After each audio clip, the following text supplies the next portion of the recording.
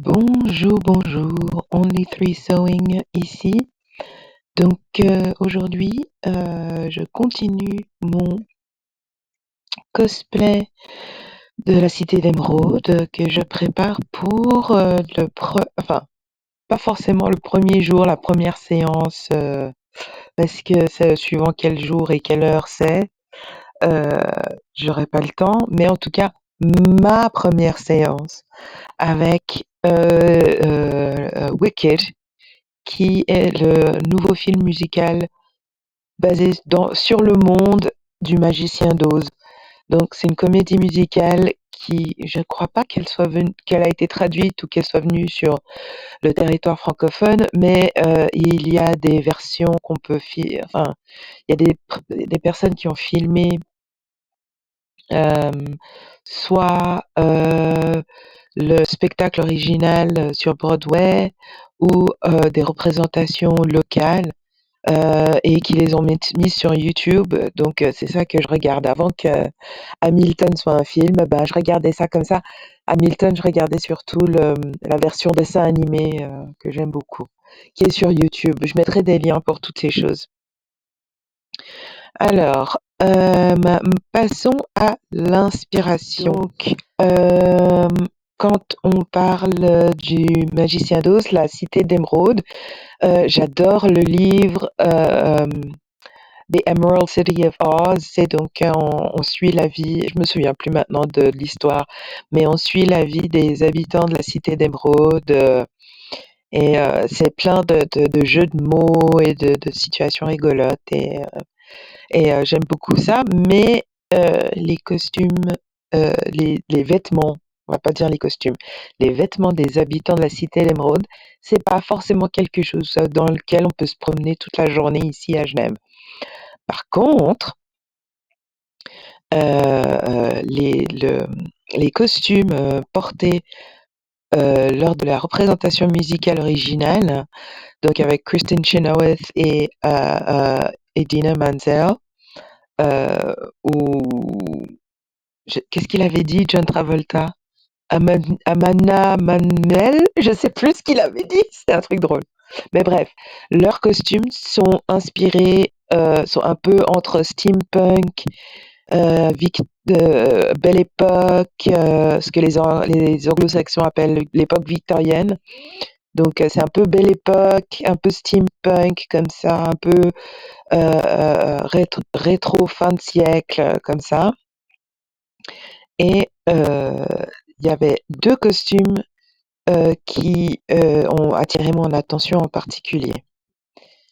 Ces deux personnes ici au milieu.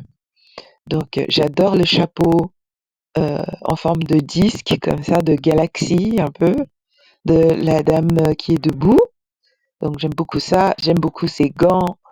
Mais malheureusement, enfin, dans cette photo, on voit pas le reste de son costume. Mais il y a d'autres photos où on le voit. Il est très chouette. Ils sont formidables. Tous ces costumes sont magnifiques. Et pour le manteau et la jupe, c'est un peu basique, hein, mais pour le manteau, j'ai vu ce monsieur, donc avec le haut de forme, ici devant. Et j'aime beaucoup le col un peu asymétrique qui porte sur le côté avec un espèce de col Mao qui monte comme ça. Enfin bref, c'est un manteau que j'aime beaucoup. J'ai pas les moyens malheureusement d'acheter un joli tissu comme celui qu'il porte.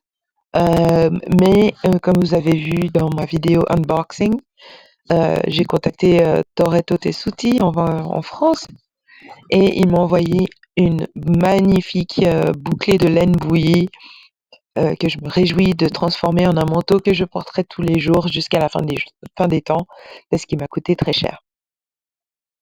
Niveau des patrons, j'allais pas créer un patron de zéro, j'ai pas le temps. Donc je me suis rendue sur le site de cette créatrice, cette couturière brésilienne qui s'appelle Marlene Mukai. Je ne sais pas si je prononce correctement. Marlene Mukai. Hein, ça c'est avec le côté un peu musical. Donc évidemment, comme elle est brésilienne, tout est en portugais. Donc le portugais, moi je parle français, j'ai fait l'espagnol à l'école. Et j'ai grandi en plein milieu au sein de la diaspora portugaise ici à Genève. Donc, c'est pas une langue qui ça me dérange pas particulièrement, surtout si c'est un sujet que je connais, que je comprends. Je veux dire, même si on sait pas ce que c'est devant, derrière, du moment qu'on a un visuel, on repère. Regardez ici, ça c'est la robe Barbie, donc donc un diagramme de patron que j'apprécie beaucoup parce qu'on ne fait plus ça maintenant. Les gens, ils ont la flemme. Ils veulent scotcher des PDF, imprimer des PDF et les scotcher pendant des heures. Je trouve un diagramme, c'est plus simple, mais bref. Donc là, on a le patron que j'ai téléchargé de son site pour la robe Barbie, donc la robe rose à carreaux. Et j'aime beaucoup la jupe, donc je vais juste utiliser le patron pour la jupe, je vais pas faire le bustier. Mais si vous voyez, c'est écrit Vestido Barbie, Vestido, je vois bien que c'est une robe, Vestido c'est robe, balabing balaboum. Hein? Margem, je sais pas comment on dit. Et franchement, c'est un peu 5 heures du matin, je vais pas le faire maintenant. Margem de costura, c'est les marges de couture, c'est pas super compliqué. Alsace, Alsace, ça me fait penser au mot anse, pour une raison mystérieuse. Mais en fait, c'est les bretelles. Donc, deux relotes, donc roulées. Donc, c'est des bretelles roulées de 1 centimètre par 38,5. Blablabla. Donc, vous voyez, c'est en portugais, mais c'est pas non plus, voilà, c'est pas super scientifique. Donc, ça appelle si vous voyez tout en bas ici, c'est écrit tecido, 2,30 m de tricoline et des autres tissus. On va prendre une photo qu'on voit mieux ici, voilà. Donc, moi, j'achète par 5 mètres des tissus wax que j'achète soit en Belgique ou aux Pays-Bas. Et pour cette jupe, j'ai choisi un tissu Mitex. Mais avant qu'on regarde ça, donc là, il y a le patron pour la robe, c'est juste la jupe, pardon. C'est juste un rectangle et il y a 5 centimètres au centre dos de chaque côté de la couture. Et sinon, il y a des plis, euh, des plis que j'ai fait à l'envers, mais c'est pas grave. Donc c'est 6, 6, 10. 6, 6, 10. Et les deux pans de 6 centimètres, on les replie l'un sur l'autre ou l'un derrière l'autre, peu importe. Mais avant ça, il faut traduire tout ça parce que moi, je comprends le portugais relativement simple qui porte sur un sujet que je connais déjà. Mais pour ceux d'entre vous pour qui c'est un problème, j'ai fait une petite vidéo où je vous montre comment j'utilise Google Lens pour traduire le texte sur mon image. Et si vous avez envie d'aller faire tout ce travail vous-même, voilà, mon téléphone est par défaut en anglais parce que je suis bilingue et que des fois il est par défaut en anglais, pas des fois par défaut en français. Mais le principal, c'est que voilà, pam, et voilà, c'est en français. Donc faites une pause de vidéo, posez la vidéo ici et faites une capture d'écran. Et en plus, vous avez un patron. Le seul truc que je vous dirais de faire attention, c'est que les, les patrons, les diagrammes Marlène Mukai sont pas toujours super exacts parce qu'elle fait elle dessine le patron pour pour sa taille à elle, j'imagine, ou pour la taille 38, on va dire, et elle extrapole mathématiquement les autres tailles à partir du 38. Donc ce qui veut dire que, si vous proportionnellement, par exemple comme moi, vous avez tendance à avoir les cuisses et les hanches un peu plus larges que, la poitrine, ou que le tour du buste, il faut faire 2-3 petits ajustements, juste pour être sûr que, l'extrapolation mathématique qui est systématique, soit adaptée à votre, morphologie. Donc, faites, faites une robe, prenez un vieux drap ou allez heu, à Emmaüs ou Caritas ou je ne sais où, la Croix-Rouge, achetez un vieux drap, faites votre vêtement dans ce vieux drap et faites vos ajustements. En couture, on est un peu obligé de faire ça tout le temps parce que chaque entreprise, que ce soit une entreprise qui fait des patrons, que ce soit une entreprise qui fait de la couture, même nous, hein, en Free Sewing, on a un modèle de base, parce qu'il faut bien commencer quelque part et on utilise ce modèle de base et on chacun a ses formules mathématiques d'extrapolation.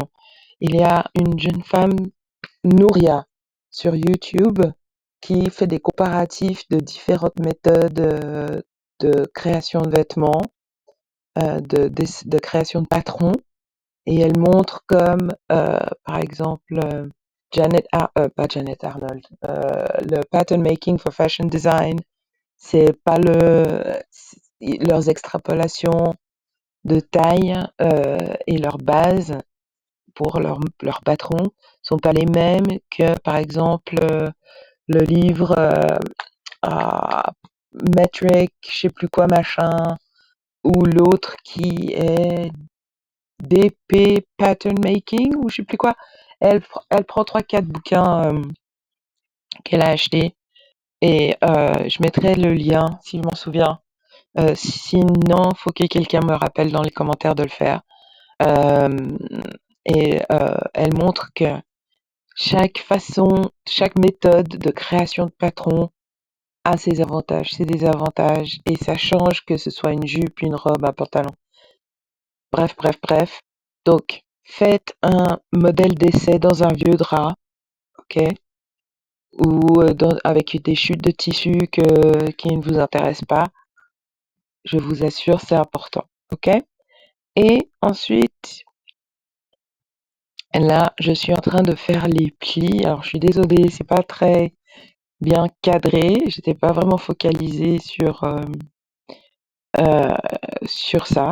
J'étais plus en train, parce que c'est en train de je vais faire plusieurs choses le même jour. Donc j'ai fait cette jupe qui est juste un rectangle. Donc ce que j'ai fait, j'ai pris mes 5 mètres de tissu et j'en ai mis une partie sur la table et j'ai commencé à faire mes plis. Donc j'ai fait une réserve de 5 centimètres au début et ensuite 6, 6, 10, 6, 6, 10, 6, 6, 10 et tous les 3, 4, 6, 10 épingles. Je crée mes plis sur l'envers du tissu et donc voilà. J'ai accéléré 2 fois, donc c'est 2 fois plus vite que la réalité. Ce qui est donc je fais très très très attention parce que j'ai pas envie de recommencer 15 fois non plus.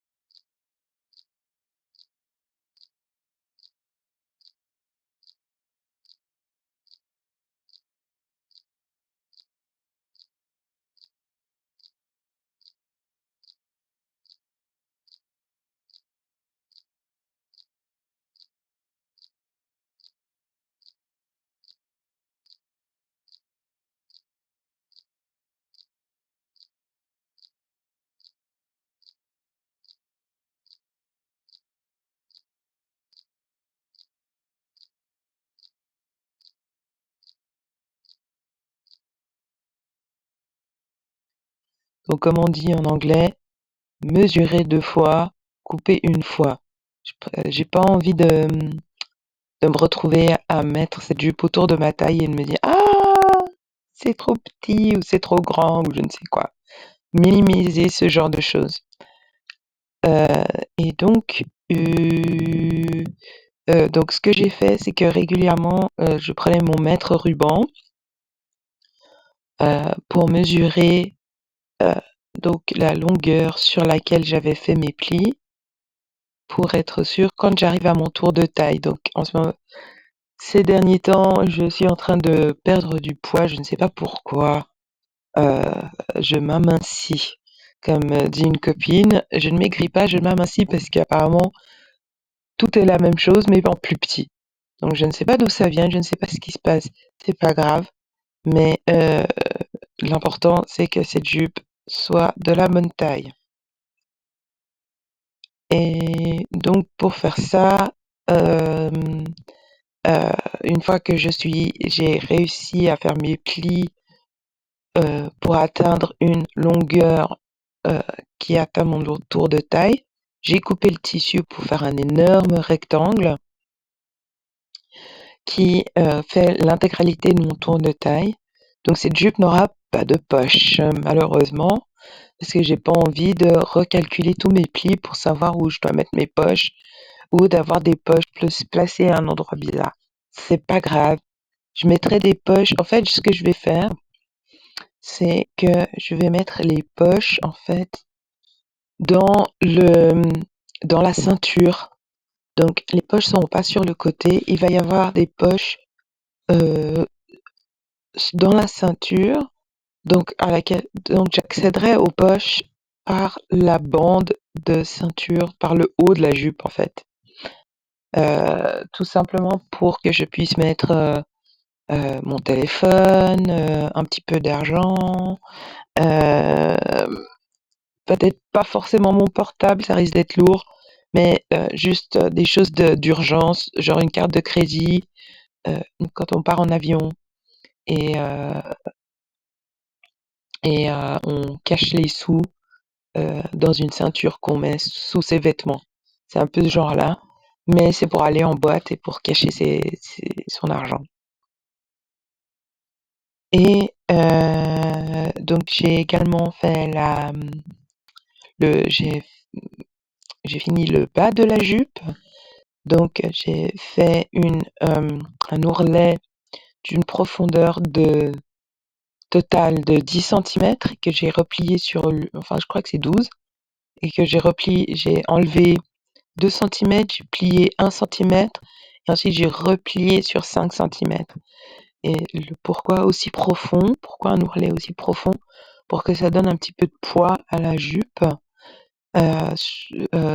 et que c'est un autre endroit où je peux cacher les choses, mais ça donne un peu de poids à la jupe, ça donne du tombant et comme je vais avoir un jupon plutôt volumineux en dessous qui va faire 2 fois le volume, la largeur totale de cette jupe, donc ça va être plus volumineux avec des volants encore en plus. Donc comme ce jupon va être assez ajouter beaucoup de volume en dessous, heu et heu, décembre à Genève, la bise, tout ça, je veux pas que la jupe s'envole dans tous les sens et parte dans toutes les directions. Donc c'est pour ça que je fais un ourlet aussi profond. Heu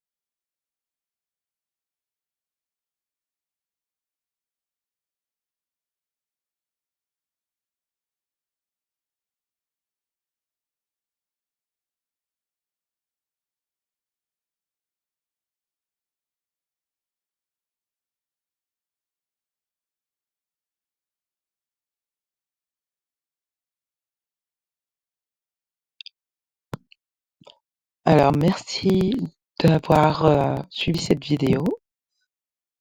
J'espère que vous avez appris quelque chose de nouveau et que vous continuerez de me suivre dans cette aventure cosplay, Cité d'Émeraude, pour ma séance, ma première séance, heu de Wicked, ici à Genève, en Suisse.